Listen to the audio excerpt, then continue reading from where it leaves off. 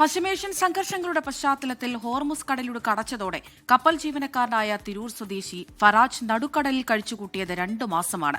ആശങ്കാമുനമ്പിൽ നിന്ന് ഫറാജ് തിരിച്ചെത്തിയതിന്റെ ആശ്വാസത്തിലാണ് നാടും വീടും.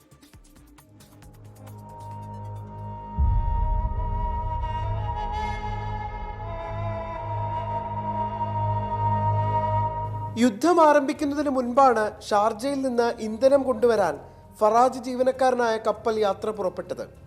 മടങ്ങും വഴിയാണ് ഹോർമൂസ് കടലിടുക്ക് അടച്ചത്. തുടർന്ന് കടലിൽ നങ്കൂരമിട്ട് 2 മാസം.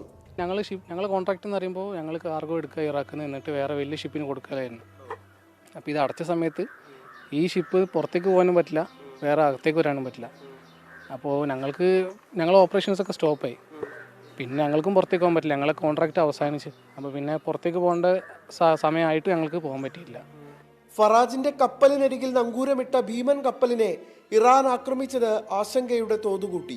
അപ്പോൾ ഞങ്ങൾ വന്നുകൊണ്ടിരിക്കുന്ന സമയത്താണ് ഞങ്ങൾക്ക് ന്യൂസ് കിട്ടിയത്, ഇങ്ങനെ ഒരു ഷിപ്പ് അറ്റാക്ക് ആയി ഓൾറെഡി. അങ്ങനെ അപ്പോൾ ഞങ്ങൾക്ക് പിന്നെ ഭയമായി ഇങ്ങോട്ട് പുറത്തേക്ക് വരാനായിട്ട്. കാരണം ഞങ്ങൾ വരുന്ന വഴിയിൽ തന്നെയാണ് അറ്റാക്ക് ഉണ്ടായത്. അത് ഉണ്ടായിരിക്കുന്നത് അൽഫോ എന്ന് പറഞ്ഞൊരു പോർട്ടിനടുത്താണ്. ഞങ്ങൾ കാസ്പോർട്ടിൽ നിന്ന് പുറത്തേക്ക് വരികയാണ്. അങ്ങനെ അവിടെ അറ്റാക്ക് ഉണ്ടായി. അതിൽ ഒരു ഇന്ത്യക്കാരൻ മരിച്ചൊക്കെ ചെയ്തു, ഒരു ചീഫ് എഞ്ചിനീയർ മരിച്ചു, ഒരു ഇന്ത്യക്കാരൻ. അപകട മേഖലയിൽ നിന്ന് മാറാൻ ശ്രമിക്കുന്നതിനിടെ കപ്പലിന്റെ എഞ്ചിൻ തകരാറിലായി.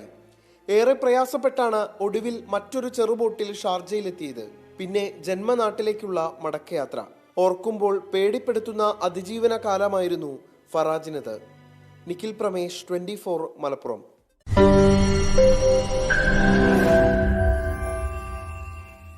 ലോകത്തെവിടെയായാലും ഏത് സമയത്തും 24 വാർത്തകളും ഓഗ്മെന്റഡ് റിയാലിറ്റി പാക്കേജുകളും എക്സ്പ്ലെയിനറുകളും വിശദമായി കാണാൻ ഞങ്ങളുടെ യൂട്യൂബ് ചാനൽ നിങ്ങൾക്ക് സബ്സ്ക്രൈബ് ചെയ്യാം.